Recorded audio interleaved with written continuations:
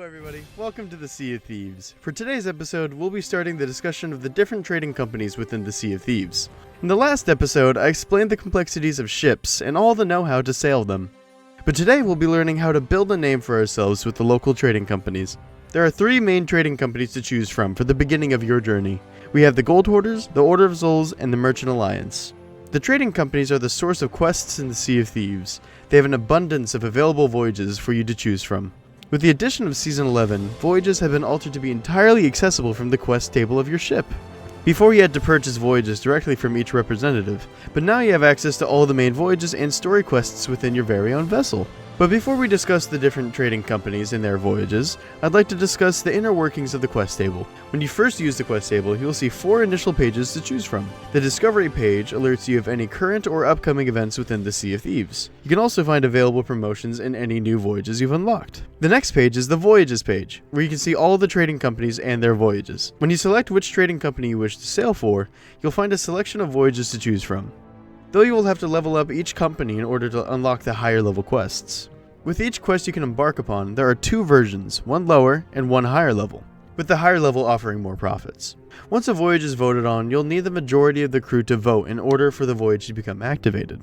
Then we have the Tall Tales page, which is where you get to start and continue any story quests in the game, but we'll get to that in a later episode.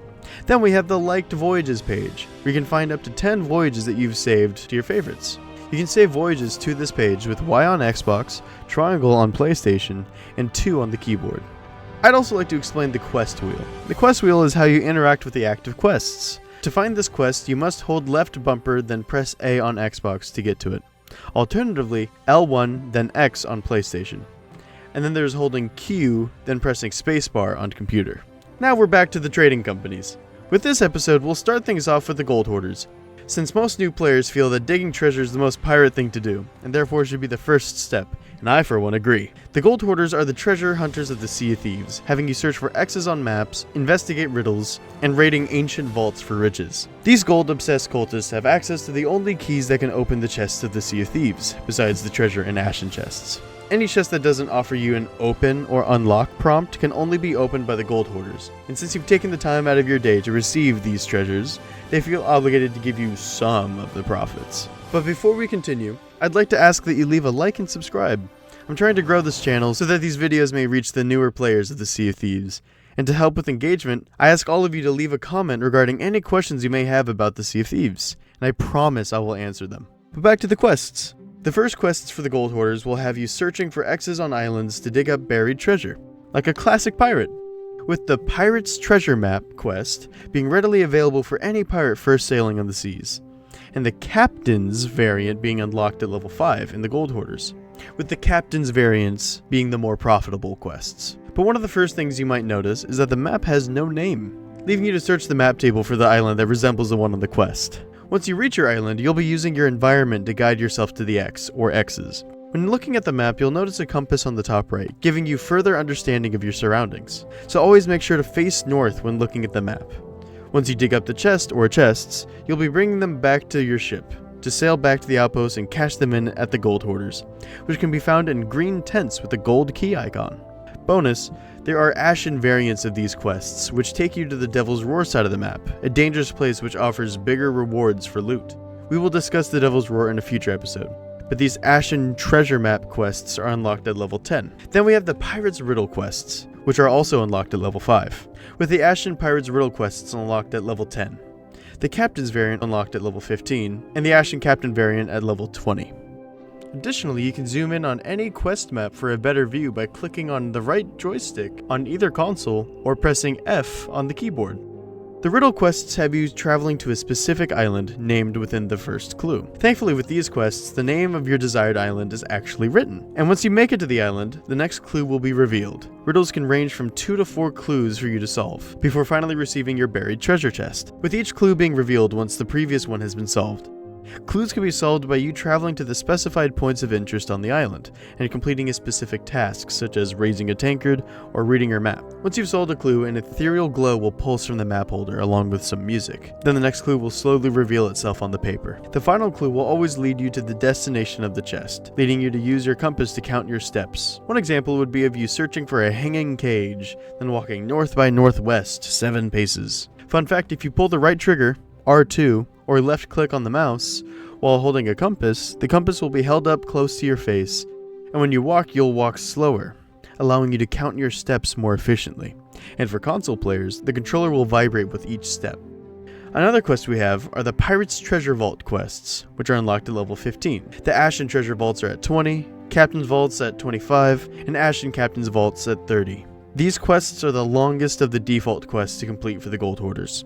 When you first vote on this voyage, you will receive a Wayfinder compass, which will point to the general direction of the first island. The compass's needle will wiggle slowly when you are far from the island, and wiggle faster when you are closer to it. Once you make it to the island, you will continue to follow the Wayfinder compass on land until it starts to spin in circles. Then you are where you need to dig. Once you dig, you'll find a golden bottle with parchment inside. Once picked up, this will grant you the first piece of the map in the quest wheel. You'll have to repeat this process until you find the X on the map.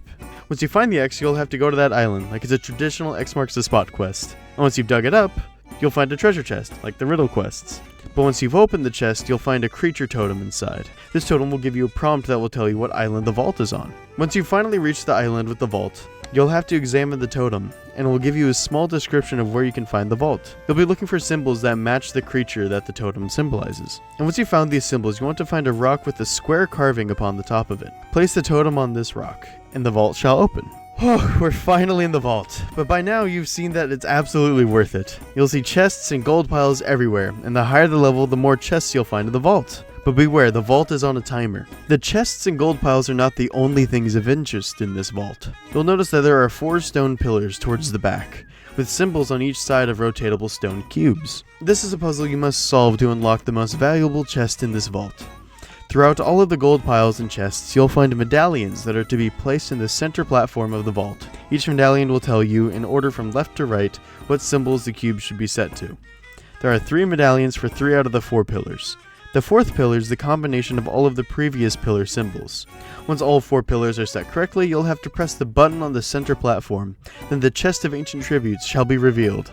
And when all of the loot has been pulled from the vault, you are free to bring it all back to the ship and back to the outpost. One tip I have to players who would like to speed up the vault section: you can solve the puzzle much quicker with only 1 to 2 medallions. With only 2 of the 3 medallions placed, you can set the first 2 symbols, then swipe through options of the 4th pillar to find the solutions to the 3rd pillar. Since the 4th pillar is a combination of previous pillars, you'll find that there's only 1 possible option when considering the 1st and 2nd symbols you've confirmed.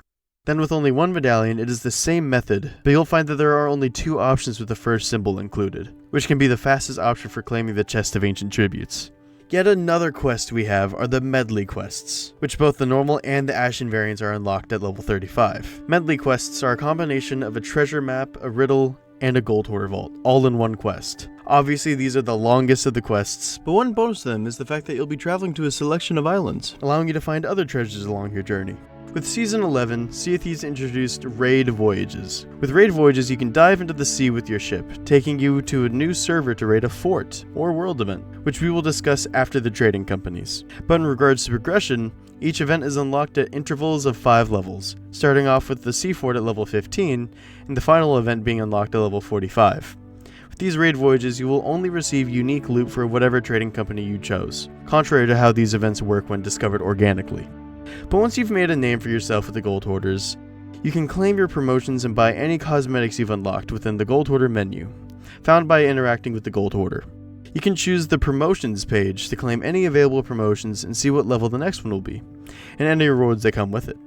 But then our next page in the menu is the company shop, where you can see every cosmetic that you can earn through the Gold Hoarders Trading Company. From level 5 to 100, you will be receiving rewards ranging from shovels and compasses to ship cosmetics and costumes. Once you reach level 100 of any trading company, you will be able to level up a distinction, a prestige of sorts that restarts the level, and granting you your first Gold Hoarder ring. With every 100 levels, you will unlock an additional ring to your hand, with level 500 being the official cutoff for level up, and you can get up to 5 rings per hand. Rings can be placed on your left and or right hand, as long as you don't have any gloves or costume on, courtesy of Season 11. Additionally, if you ever need encouragement to climb the ranks of Gold Hoarders, just look at this little guy. Ain't he adorable? Next, we have the Commendations tab of the Gold Hoarder menu. Commendations is yet another way to checking what you've accomplished with the Gold Hoarders. Plenty of cosmetics must be earned through commendations, so this is a great place to keep track of what you must do to earn your swagger. And finally, we have the Emissary tab. This tab is how you keep track of your progress through the monthly grind of the Emissary ledger for the Gold Hoarders. Emissaries are a way of increasing the speed at which you level up and make coin with the different trading companies, but that is something I will discuss very soon on this channel, and there's too much to talk about regarding emissaries since I'd like to keep these episodes a bit shorter, since 20-minute guides can be a bit of a drag for most. But that is everything I've got to say for the Gold Hoarders and this video. The next 2 episodes will be regarding the Order of Souls and Merchant Alliance. I do apologize for cutting this episode into 3 separate videos, but I felt that there was just too much to talk about for the Gold Hoarders, the Order of Souls, and the Merchant Alliance all in one video, especially if I were to give this much detail for each of them. And with making shorter videos for each of them, I will be able to produce them much faster. So thank you all for watching, and I'll be posting the next episode shortly. Have a good one, and I'll see you all next time.